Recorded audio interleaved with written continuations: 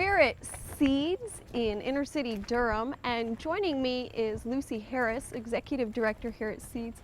Hi Lucy, thanks for having us out today. Oh, my pleasure, thanks. Could you tell us, start by telling us what Seeds is and what you do? Well, Seeds is celebrating its 15th anniversary this year, and so for a number of years we have evolved and to become what we are now. Originally the organization was a community gardening organization to help folks find a way to reclaim unused urban space and turn it into productive space. And so this was the first lot. It's 1.5 acres, and it was really totally trashed and weeds up to thighs, and we found a way to rent it for just $1 a year. Wonderful. And then we started helping other groups, about 12 different groups, start gardens around town. A couple of schools, the senior high-rise residents, a park, a couple of neighborhoods. So that was what the organization was about from the beginning. Now we don't actively help people start gardens. We advise, we do consulting, and we have workshops. And our job now is to do education. We work with kids, we work with families to teach them how to grow their own food, how to cook their own food, and to learn how to eat better, as well as to make a beautiful garden space. Okay, so, and you have a number of different programs that are currently taking place here. Yes. Okay, you want to tell me about a few of those? Sure. Yeah, we have one program is the after-school program, and it's called Seedlings. It's for kids 1st through 5th grade, and they come every day after school for a couple of hours. They're mostly kids that live nearby. They come on their school bus, and it's a low income. It's primarily for low income people. The cost is, the minimum cost is $15 a semester, which is very affordable. Low. Yeah. We have a number of real low income families, and we want to be able to serve everyone. And this is the garden. And this where is their garden. This Wonderful. is their garden. They created this garden. They built the sign, painted the letters on the sign, and there are 12 kids in the program, and each one of them has their own garden plot, and they get to pick what they grow. And they come out here every day. Oh, look at what I've got now. So they're very, very excited about gardening. And you have another program for some of your older gardeners as well. Yeah, it's called the Durham Inner City Gardeners, or DIG. Okay. And it's ages 14 to 18. Almost all of them are inner city kids who really have struggles in their lives. And we target kids who don't have a whole lot of outside activities. We want to help them find something productive to do with their time. And so they have their own garden. They plant a 1/4 acre, and they sell food at the farmers market. Yeah, and they raise cut flowers as well as vegetables. It's a wonderful program. Yeah, yeah. And so that program is a lot more than gardening. It involves leadership. They learn how to really take on leadership roles as they've been in the program for a while. They learn how to work as a team. They learn about appreciating other people, real diverse interests, and we're also working really hard to teach them to be mindful. Mindful living is our new mission for that program. We want them to learn how to take care of themselves, to be mindful of what they're eating, of how they treat other people, how they treat the planet, and so that's become our new mission, and it's really very exciting because we're making a big difference in these kids' lives. I can absolutely see that. Well, we're going to meet with some of the other people who are involved, and thank you for giving us a little bit of overview about Thank you. Thank you.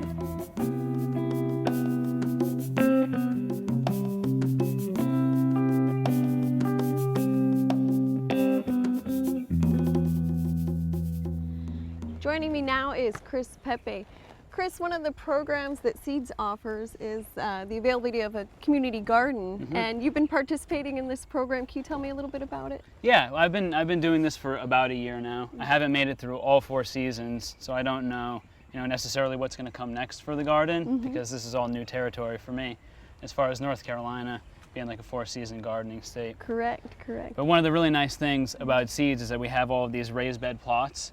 So within the garden itself, we take all of our garden waste and we compost that, and that generates new soil that we then go and use in our beds, which is really nice. So everything here is organic in at least spirit. It's not certified or anything like that, but we don't use any chemicals in the gardens or anything like that. And you have control over what you can grow, and exactly how you want to lay things out, which makes it really nice. Yeah, and you said the Four Seasons gardening's new to you, but there's resources here to help you learn more about gardening. Absolutely, yeah. I mean, the first thing that you do when you sign up for the garden is they give you a planting guide that tells you, when certain vegetables go into the ground. Okay. The staff is very helpful. They're always on hand to answer questions.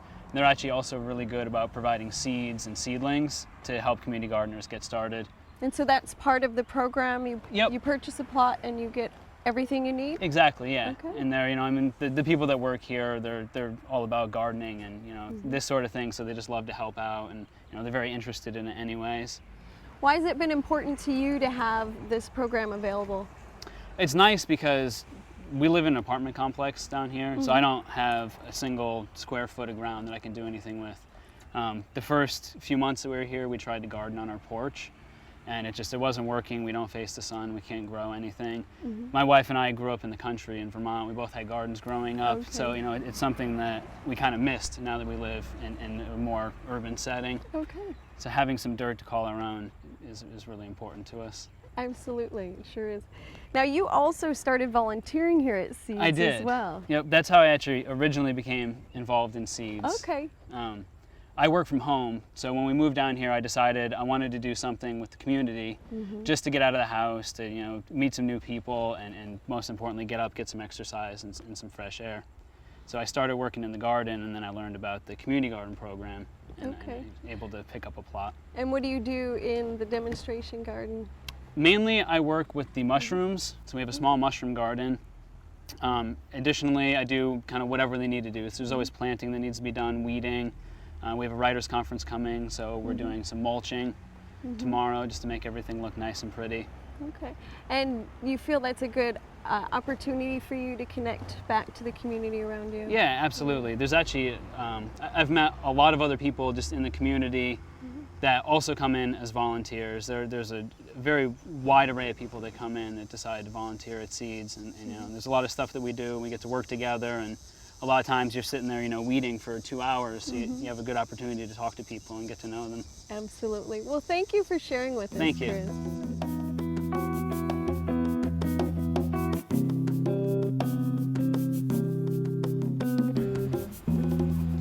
We're here with Crystal Shelby, one of the DIG garden members. Crystal, how long have you been a part of DIG? I've been here for 3 years. Wonderful. What do you like about being a part of this group? Learning getting to know the teenagers, learning how to do healthy food. We did a healthy food-a-thon with no fast food. Learning all the abilities of gardening, and learning leadership and teamwork with other teenagers. It sure seems like the program does a whole lot more than just gardening. How do you think you've benefited personally from being a part of DIG? I have learned how to be a leader to other teenagers. I actually used to be the type that being quiet and stuff. I have learned communication skills and just other learning abilities. Wonderful. And you guys grow a whole variety of crops. You sell these at the farmers market, that's Yes. right? What's one of your favorite plants to grow? Chard. Why is that? Because it's colorful, it's easy to harvest. It also is a tasting green. It's very tasty. Yes. I like growing chard as well because of all the rainbow of colors. Yeah, I do too. Joining us now is Gerard, another member of DIG. Gerard, how long have you been a part of DIG? 2 summers. And what have you learned from being involved with this program? How to eat healthy and grow my own food, and what goes into my body and things like that. Do you enjoy getting out and working in the garden? Yeah. Yes. Do you think you'll continue to garden as you grow older? Yes, I do. Yeah. What has this program done for you personally? How have you benefited? It kept me out of trouble. I've came here and learned a lot about like how fast foods are bad for you and how they might lead to like early death or all the stuff that goes into your body and stuff like that.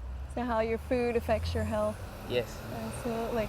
What's one of your favorite crops to grow out here in the garden? Cucumbers, Cucumbers, why is that? because I like to eat them. You like to eat them. Wonderful. Well, thank you for sharing with us today, Gerard. You're welcome. I'd like to encourage all of you to get involved with gardens in your own community. You can find out what's happening in your area by contacting your local county extension office.